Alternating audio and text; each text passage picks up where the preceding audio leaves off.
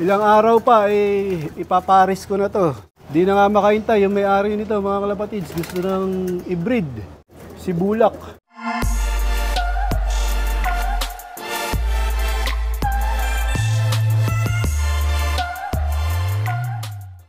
Welcome back mga kalapatids. Umipisa na rin nga itong number 2 mga kalapatids. Ito nga yung isa sa pinakahuling umitlog. Mukhang dalawa na rin yung inakay niya mga kalapatids. Bali ang una ko nga ginagawa dito sa mga breeder o sa mga may sinusubuan na mga kalapatids. Ito nga yung una kong binibigay dyan, yung pellet. Para yan yung una nilang kainin. Tapos syempre may tubig. Tapos yung pellet na yan mga kalapatids, meron ding probiotics. Yan nga yung binibili kong pellet. Yung may kasama ng probiotics. Gaya nga sinabi ko nung last na video ko mga kalapatids, itong pellet ay binibigay ko lang hanggat meron silang pigeon milk. Pero pagka grains na yung sinusubo nila sa mga inakay nila mga kalapatids, tinitigil ko na yung pagbibigay ng pellet. So, dahil nabigyan ko na nga sila ng pellet kanina mga kalapatids, ang ibibigay ko naman ngayon itong kalapatids breeder mix ni Boss Ronald Gonzales. Tapos sinaluan ko yan ng Bipro X3 ng Kampiyon. At yung pinampadigit ko dyan ay yung oregano o nutregano ng Kampiyon. Tapos nilagyan ko ng konting pink minerals. So yan nga yung binibigay ko dyan sa aking mga nagsusubo. Bali babad nga yung patuka nila mga kalapatids. Para kahit anong oras pwede silang tumuka. Kasi nga meron na silang sinusubuan. Lalagyan ko lang ulit yan pagka nakita kong ubos na yung patuka nila mga kalapatids. Pero pagka may natitira pa, hindi ko nilalagyan ng patuka. Ang purpose nun mga kalapatids, para makain nila lahat ng grains, hindi sila mamili. Iniintay kong ubos na ubos yung kanilang patuka bago ako magsalin ulit. Medyo tumigil na nga yung ulan ngayon dahil sa bagyong Christine. Medyo nabasa nga itong ilalim nila. Dahil sa bugso ng ulan kagabi. So dapat malinis ka agad yan. Delikado nga yan dahil nangangamoy. Pagka ganyan mga kalapatids, ilalagyan namin ng apog. Kaya lang walang mabiling apog ngayon mga kalapatids. Ginagawa namin, nililinis na lang namin agad. Dito sa aming mga stock hen, ayan, tuyo sila. Dito lang medyo nabasa doon sa dulo, ayun. Pero maganda pa rin yung droppings nila mga kalapatids. Nung isang araw nga, hindi ko sila napapasok lahat. Nung pinalipad ko sila ng umuulan. So, ewan ko ngayon kung magpasukan to lahat. Pagka pinalabas ko ulit sila. Ito nga yung Tamad Romonda mga kalapatids. Dito ko muna siya nilalagay mga kalapatids. Dahil may pintuan naman yung mga box perch namin. Yung nga isang kasama niya mga kalapatids, ilagay ko na sa stock hen. Kasi nga, lang naman siya, stock bird, hindi siya panglaban. So, para hindi na rin siya ma-stress, kakahuli.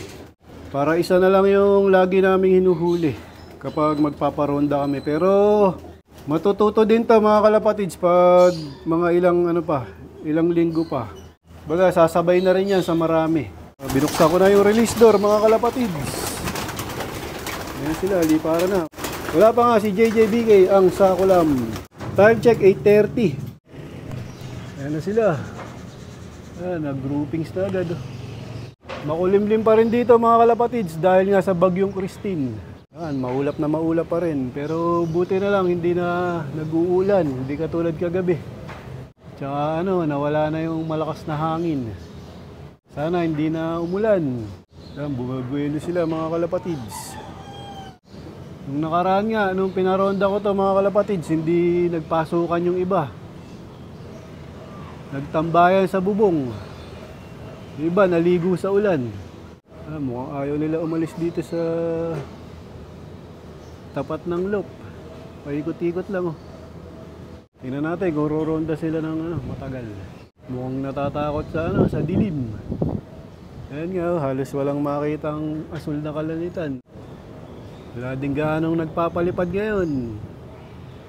Mukhang doon, umuulan. Yun, doon, sa lugar na yun. Ito yung mga kalapati namin. Yun, nawala na. So, hinanda na namin yung kanilang kakainin o tutukain mga kalapatids. Kalapatids Flyer Mix ni Boss Ronald Gonzales. Tapos yung nilalagay namin sa kanilang tubig o inuman mga kalapatids ay Rest Power. Kasi nga nag-uulan ngayon mga kalapatids. Malamig yung panahon. Ayan, walang tigil ang ulan. Yan yung binibigay namin kapag panahon ng malamig at nag-uulan. Rest power.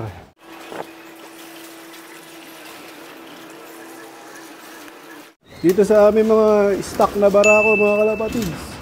Yan, naghihintay na rin ang patukayan. Ito ang sibulak mga kalapatids. Siguro mga ilang araw pa ipaparis ko na to. Di na nga makahintay yung may-ari nito mga kalapatids. Gusto nang i-breed. So, shoutout sa may-ari nito kay Boss Idol John Michael Silmar at kay Boss Ronald Gonzales. Ayan, pinapaparis na ni Boss John Michael Silmar. Ito ang ibon niya, sibulak. Paparis natin yan kay Whirlwind. Yung isa pang puti, yung galing nga kay JJBK ang Sakulam. Tapos ito yung ibang mga barako natin, yung mga breeder natin. Yan, si Major Pain. Nag-uumpisa na namang umulan dito mga kalapatids. Yan, baka kaya bumalik to. Doon, ayun, madilim na oh. Ayun, sa parte na yun. Tsaka dito. Ayun, bali ka na nga yung mga kalapati namin. Ano, wag nang lumakas yung ulan. At baha na yung mga ilang lugar dito. Dahil nga sa bagyong Christine. Bali hindi ko nga sila binubugaw mga kalapatids, kusang lipad lang. Ayan, kung ano lang yung gusto nilang lipad, yun lang. Pagka nga binubugaw sila o ginugulat mga kalapatids para lumipad, minsan dyan nai-stress sila mga kalapatids. So pagka na-stress yan mga kalapatids, yan na bumababa yung kanilang immune system. Kapag bumaba yung immune system nila mga kalapatids, dyan na nag-uumpisa yung papasukin na sila ng mga sakit. Kaya hindi ako nagbubugaw o naggugulat ng mga kalapati pagka rumuronda. Kusa nga yung lilipad mga kalapatids. Kapag wala silang sakit na nararamdaman, hindi kailangang bugawin para rumonda. Para sa akin, lilipad yung kalapate natin o magre-ranging ng matagal kapag wala silang masamang nararamdaman sa katawan. Yun, may nakitang ibon na malaki. Ayun. Ayun sila. Ayun pa, nagliparan din yung mga kalapate din sa kapitbahay. Ayan o, naglabo-labo na. Ayun. Yun nga yung gusto ko, may nakikita silang ibon na malaki kasi hinahabol nila yan. Nakakadagdag yan, minuto ng lipad nila mga kalapatids. Dami ng kasama ng ibon ko. Ayan o. Nakita yung malaking migratory bird. Ayan o. Yun, pinalabas na isa. Yung huli namin pinapakawalan. Sana ganahan ulit sila lumipad. Pababa na nga mga kalapatids. Kaya pinakawalan na namin yung isa. Mukhang wala rin ah. Bababa din ah. Ayan na, mababa na. Ayan, pababa na.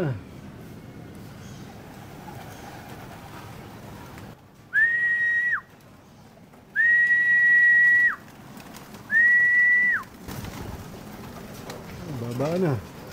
Time check 9:16. Ito hindi sa akin to. Ayan ah, ayan. Hindi sa akin yan. Yung mga ibon mo, pasok ka na agad oh.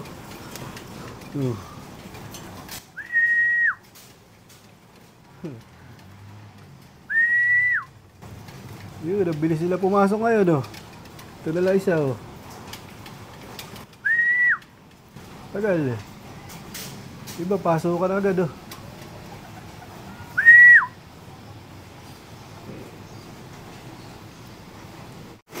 Yun, kagulo kaagad sila sa Kalapatids Flyer Mix, Boss Ronald Gonzales. Tapos yung tubig nila, siyempre meron na yung rest power. Dito ko natatapusin ang video ko para sa araw na to. Please like, share, comment, subscribe. Keep safe, God bless. Ingat mga Kalapatids.